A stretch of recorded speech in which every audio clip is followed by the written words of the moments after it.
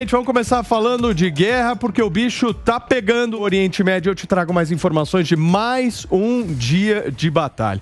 Eu já apresentei todo o nosso time aqui e uma coisa que é importante a gente destacar para vocês, que depois do impasse do sábado, com o atraso na libertação dos reféns, o Hamas soltou neste domingo mais 17 pessoas e 13 israelenses e 4 estrangeiros, um russo e 3 tailandeses.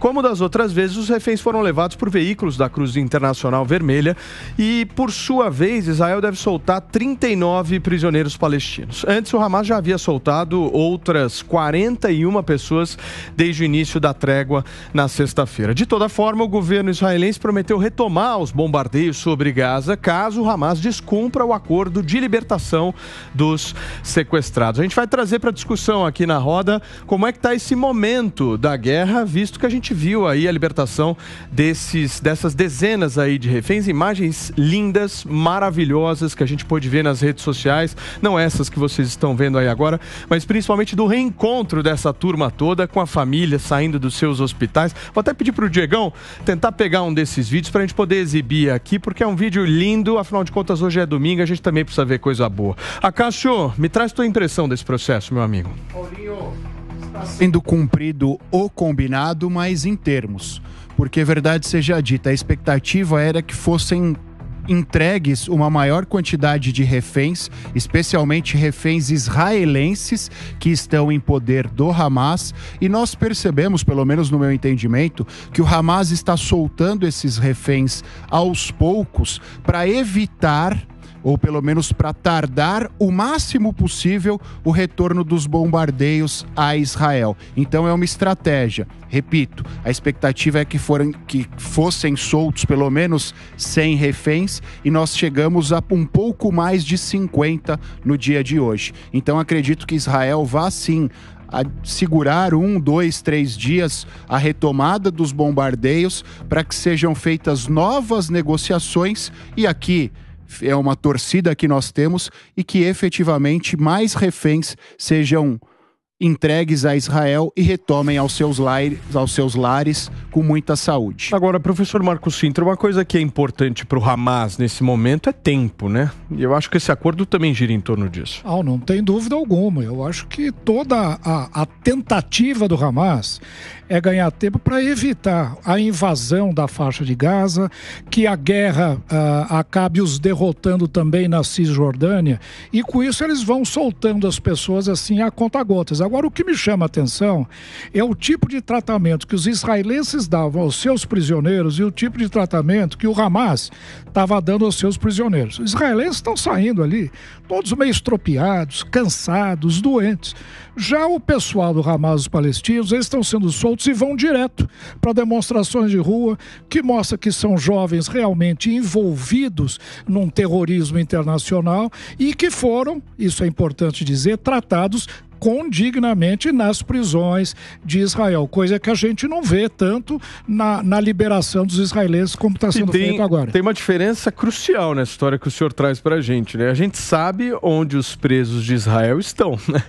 Há uma clareza, né? Existem prisões, enfim. O que você acha, senhor? Bem-vindo. Não, eu acho que também o Hamas está tomando tempo para se reorganizar. Porque a gente fica falando essa história de não, contra os bombardeios, é para se organizar, é para deixar o maior número de alimento, de necessidades pessoais que o povo palestino precisa entrar, mas principalmente é para se reorganizar para os próximos bombardeios de Israel. O que você acha, Ricardão? Bem-vindo. Paulo, eu acho que, primeiro, cada refém que é solto é de se celebrar, é de se comemorar, é uma vitória que aconteceu. É muito importante isso, e o Hamas está tomando a estratégia de soltando em doses homeopáticas, vai soltando aos poucos para ganhar tempo, seja para se reorganizar, como disse o Wilsinho, seja para ganhar esse fôlego ou para estender essa pausa de Israel por mais tempo. Espero que as conversas estejam acontecendo. A gente vê nos bastidores, nos Estados Unidos em especial, no entorno do Biden, uma possibilidade real de um cessar-fogo maior. Espero que a gente caminhe para isso, Paulinho. Todos nós queremos que se chegue a uma conclusão de paz, pelo menos temporariamente, né, nessa região do mundo. Agora, o Hamas fez uma ordem de prioridade aí nesses reféns que começou por mulheres e crianças, né? Inclusive a gente viu várias cenas aí de crianças reencontrando seus pais, enfim, cenas emocionantes, como eu mencionei para vocês. Agora, tem um cidadão russo-israelense que foi entregue a Israel pelo Hamas neste domingo, e esse cidadão é o primeiro cidadão homem a ser libertado entre os reféns que foram capturados no último dia 7 de outubro. O nome dele é Roni Krivoi, de apenas 25 anos. Então temos aí hoje, neste domingo, o primeiro homem sendo libertado pelo grupo terrorista Hamas. Diegão, chega mais. Paulinho, concordo com os nossos colegas debatedores aqui. A soltura dos reféns sempre é algo a ser celebrado. Agora, tem uma premissa fundamental que a gente tem que colocar aqui. Israel está libertando, está entregando ao Hamas prisioneiros. Reféns é só de Gaza para dentro de Israel. Tá? Essa troca é uma troca desigual nesse sentido. Mas, novamente, claro, nós sabemos que Israel tem por costume fazer trocas de reféns até em números absurdos. Já teve um episódio em que trocaram 1.000 prisioneiros por um único refém, trocam prisioneiros por cadáveres, porque a cerimônia fúnebre na cultura deles é algo muito importante. Então, essa premissa tem que ser colocada, e aí, professor Marcos Sintra, eu acho que se explica essas terríveis condições com que esses reféns estão chegando no território israelense. E o tempo também, e isso é algo que eu queria até saber aqui do Acácio, que é o nosso especialista em relações internacionais, porque nesse cessar-fogo, o Hezbollah parece que também, sem falar nada, aderiu. Isso acaba validando um pouco aquela tese da guerra de procuração, que realmente o Irã é o grande idealizador de todo esse conflito e financia não só o Hamas, mas também o Hezbollah? O Diego, antes de você falar, queria complementar a pergunta aqui do Diego. Se essa entrega desse refém russo é um afago ao Putin, já é nessa linha de pensamento. Putin. Exatamente. Eu ia responder ao Diego, Ricardo, exatamente nesse sentido. É muito simbólico que o primeiro refém homem entregue a Israel seja um russo, por conta de todas essas características. A gente tem uma guerra por procuração, inegavelmente. Nós já falamos aqui em outras oportunidades, todas as guerras no mundo hoje são guerras por procuração. Inclusive, essa denominação, esse conceito guerra por procuração está sendo mitigado porque há quem chame de guerra indireta, porque os países acabam aderindo direta ou indiretamente aos países em conflito.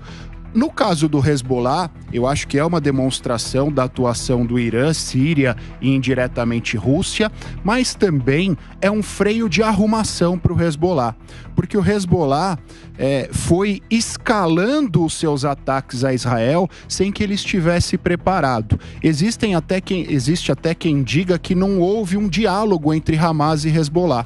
O Hamas fez aquilo isoladamente e o Hezbollah viu uma oportunidade lá no norte de Israel.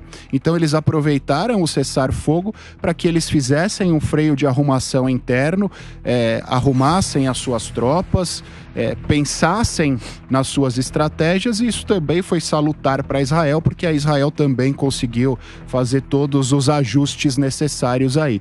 Inclusive, eu acho que para o Hezbollah isso é ruim, porque Israel vai intensificar o ataque ao Hezbollah por conta desse planejamento. Senhores, vou pedir para vocês olharem para a tela agora, porque eu vou pedir para o Diego Tavares colocar... Aliás, o Diego Tavares, este daqui... Posso colocar também. Pode colocar. Vou pedir para o nosso Diegão colocar aqui na tela para mim uma foto de uma menina, e eu quero contar a história dela para vocês, só para vocês entenderem.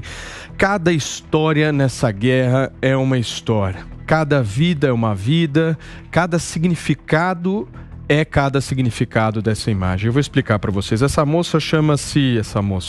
criança de 4 anos de idade chama-se Abigail Aiden. Ela foi libertada, graças a Deus, foi liberada pelo grupo terrorista Hamas, mas a história dela é muito pesada, muito triste, gente, porque os pais dela, infelizmente, foram assassinados no ataque de 7 de outubro. Ela tem outros 2 irmãos que sobreviveram à tragédia, mas imaginem, perdeu os pais no 7 de outubro, foi sequestrada e agora foi liberada uma menina de 4 anos de idade, uma criança de 4 anos de idade, sem pai, sem mãe. Ou seja, essa é a crueldade desse grupo terrorista Hamas, Marcos Cintra. Paulinho, essa é a grande diferença que nós estamos vendo nesses dois grupos. Eu acho que ele mencionou, o Diego mencionou aqui. Está se trocando prisioneiros por pessoas que foram sequestradas, por pessoas que foram condenadas através de um processo judicial, colocado em prisões por pessoas que são inocentes, que foram simplesmente sequestradas como crianças, pessoas idosas e já estão sendo trocadas. E isso nos remete, Paulo, a uma grande questão que para mim acho que é a mais importante de todas. Lógico que nós todos aplaudimos do ponto de vista humanitário essa troca, a liberação dessas pessoas inocentes, mas a grande dúvida: isto ajuda ou atrapalha a estratégia israelense? Isso enfraquece os israelenses e estimula o Hamas, eventualmente, a prosseguir com esses atos odiáveis, ou os desestimula? Isso é uma demonstração de força ou de fraqueza que Israel está dando agora nesse relacionamento com o Hamas? O que vocês acham? A minha impressão é que ao longo das semanas, como o Israel tinha uma força bélica muito grande e estava usando isso e fazendo estratégia para conter o Hamas, o mundo estava recuando e estava começando a ficar com dó dos palestinos. Não dos palestinos, mas vamos colocar do grupo terrorista Hamas. Porque a gente acaba numa guerra atingindo sempre os mais fracos, que são civis. Quem tá no meio da guerra, morreu um soldado, morreu... As pessoas têm menos dó, mas os civis, as pessoas têm dó. E estava atacando e atingindo crianças e mulheres. Esse recuo também é importante, na minha concepção, é importante na imagem de Israel, para ele também se reorganizar. Porque ele também, se ele não aceitasse esse acordo e as pessoas que estavam reféns do grupo terrorista, ia sobrar politicamente para Israel. Agora, eu vou falar uma coisa para vocês. Israel melhorou muito a comunicação. De 2 semanas para cá, é outra guerra. No início, só apanhando, você não via nenhum tipo de reação por parte de Israel. Eles começam a adotar uma estratégia mesmo de usar a internet para promover. Sabe por quê, Paulinho? Uma guerra, a gente já falou aqui, uma guerra se dá em atos de violência e também se dá com base em narrativas. E se a gente faz um paralelo, a guerra Rússia-Ucrânia, a Ucrânia, durante 1 ano e meio, manteve a narrativa de vítima. Israel não conseguiu manter essa narrativa por 10, 15 dias. Isso é muito prejudicial em termos de sociedade internacional, em termos de relações com outros países. Então, isso faz parte da estratégia de Israel, estratégia que é a seguinte: olha, nós aqui em Israel estamos querendo preservar e salvar o nosso país e a nossa população. Eles, terroristas, não têm essa preocupação. Por isso até que Israel se submete a essas trocas desproporcionais. Porque, de fato, a vida de um israelense vale mais dentro desta narrativa e dentro de uma sociedade normal como a nossa. A vida de uma pessoa vale mais que a vida de 1000 terroristas. Tanto é que Biden e o Macron recuaram, né? Nós estamos vivendo 2 guerras, professor, no seu questionamento. Nós estamos vendo 2 guerras. A guerra bélica, que Israel avançou, e Israel tem condição de acabar com essa guerra em 1 dia. Pela potência que o é, pelo tamanho da faixa de Gaza. Mas tem uma outra guerra, que é a guerra de narrativas, que Israel estava perdendo, e perdendo de forma muito dolorosa. E isso vem mudando, pelo que o Paulinho falou aqui, que eu concordo. Isso vem mudando de um tempo para cá. E aí isso se dá por esse avanço dessas negociações, por uma demonstração de que a preocupação realmente de Israel é eliminar os terroristas do Hamas, que cometeram um ato terrorista contra Israel, e não contra os palestinos que estão na faixa de Gaza. Então essa demonstração agora vem se nivelando novamente. Então eu acho que Israel, com esse ato, passa a, de certa maneira, vencer as 2 guerras. Já tá a bélica, ok. É uma questão de tempo. Agora, a de narrativas, ele estava perdendo no mundo inteiro. Mas